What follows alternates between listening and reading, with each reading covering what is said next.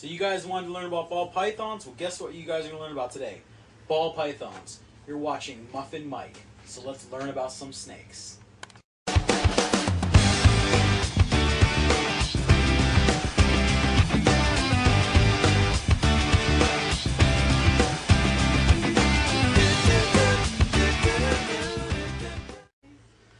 Ball pythons, or Python regius, which stands for royal pythons, are indigenous to Africa. These are some of the most commonly encountered pets, and so that's why we get a lot of requests for them. Like I said, these pets are actually indigenous to Africa, but in Africa, instead of eating mostly mice and rats like they do here in captivity, they're mostly subsist mostly on field mice or gerbils. And usually, they're not all white, but we'll get to feeding a little bit later. These snakes come in different sizes depending on what you're going to buy them at. They can start all the way from babies, as you can see right here, and then they'll graduate to juveniles, and then finally we'll have subadults, and as you can see here on the table, adults. Depending on their size, you need to feed them size-appropriate food, and like I said, we'll cover that in a second. When you buy your ball python, you need to be prepared for a snake that's going to live 30 years. These snakes are not short-term pets, and they're going to need an owner that's going to be prepared to deal with them and take good care of them for a long period of time. The most common question I have from people is feeding ball pythons and problems with them, and I'm going to address them right now. So am I. First of all, mice versus rats. If ever your snake can take a rat, it's always better, because rats have more protein and hence more nutritional value than mice. For a small snake like this, you could feed it a rat pinky. And we're going to show you different examples of rats and the sizes, which are size appropriate. But say for instance your snake is not eating. This is one of the questions I get most of all.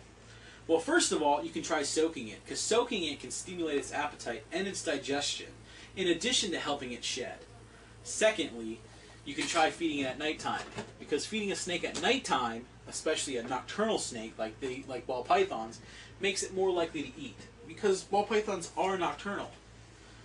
Also bear in mind that in the wild, ball pythons typically don't eat rats and mice that are pure white and with red eyes. That's the result of generation after generation of captive breeding of mice and rats. They lose their pigment.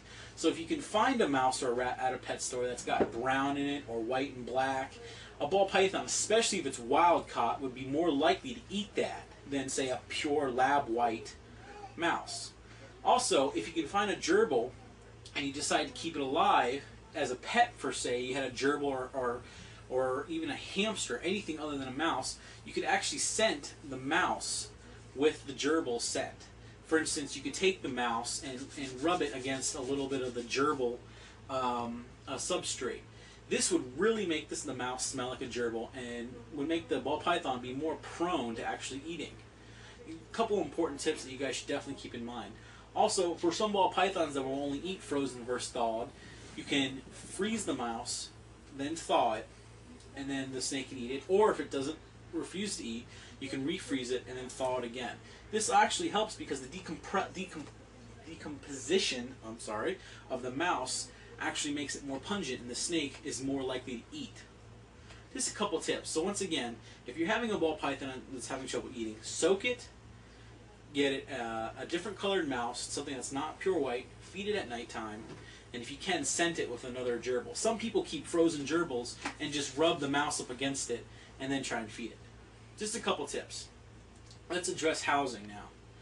To start off, you're going to need a minimum of a 10-gallon tank for a small ball python like this. You don't want the tank to be too large because you could stress it out. But I would recommend going with a 20-gallon long, because you're going to save money in the long run, because they're going to outgrow the 10-gallon quite quickly. But nothing really larger than a 20-gallon long, because you'll stress it out. Your bedding is going to want to be aspen, eco-earth, newspaper. I don't really like the tank carpeting, but you're going to want to stay away from pine and cedar. These two woods have actual oils in them that are toxic to the snakes, and therefore you really don't want the snake to ingest that either orally while it's eating or actually the oils can get in through its scales. So bear in mind that's really important because you can lose your snake that way.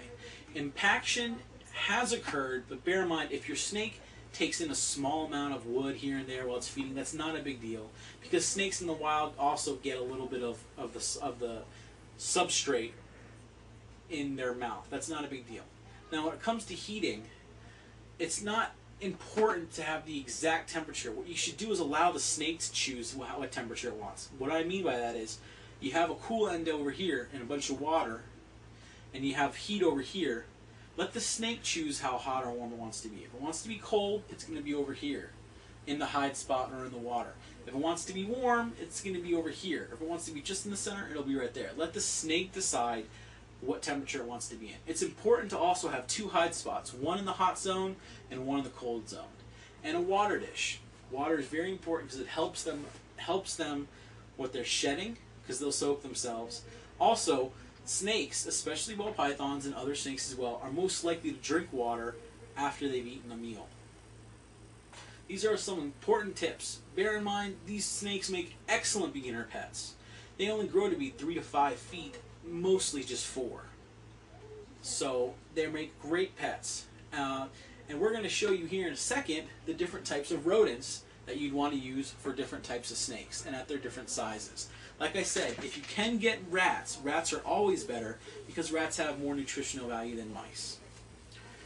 I think that's about it. So we're going to go on to the part about... Alright everyone, so right now we're going to have the different sizes of rats. Here's a rat pinky. These guys are great for baby ball pythons. And we have one rat right now that's almost a rat fuzzy. As you can see, there's a size difference, not too significant.